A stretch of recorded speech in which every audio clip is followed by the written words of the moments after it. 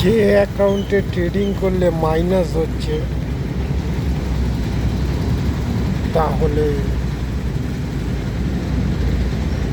ধরো ফান্ড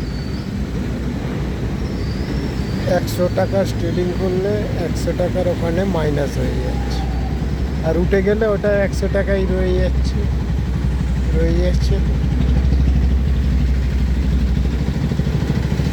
তো ওই 100 টাকা কোন কাজে লাগছে? যেটা জিতছি 100 টাকায় ধরো 5 টাকা দিক আর 10 টাকা দিক আর 100 টাকাই দিক,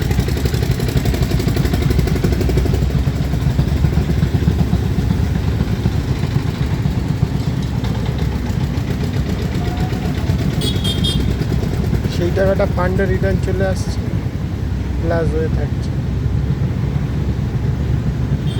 আর মাইনাস হলে মাইনাস হয়ে যাচ্ছে।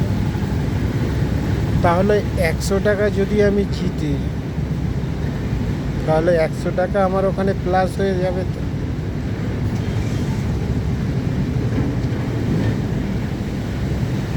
মাইনাস যেমন হচ্ছে 100 টাকা,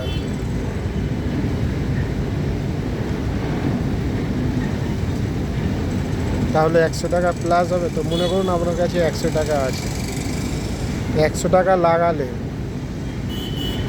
আপনাকে 100 টাকা দেওয়া হবে। তো 100 টাকা লাগালে তাহলে 100 আর প্লাস 100 তাহলে 200 হবে।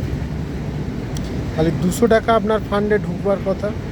100 টাকা যখন মাইনাস হচ্ছে তাহলে ওর সঙ্গে প্লাস আরও 100 ঢুকবে, কারণ আপনি 100 টাকা দিয়েছেন আর ওনারা 100 টাকা যদি যেতে 100 টাকা দিয়ে দেবে, মানে 100 দিলে 100, তাহলে ডবল টাকা। তাহলে ওখানে 200 অ্যাড হবে। তো কিন্তু অ্যাডটা হচ্ছে কোথায়? এটাই কারণ, নাম শঙ্কর, করি না অনলাইন বিজনেস।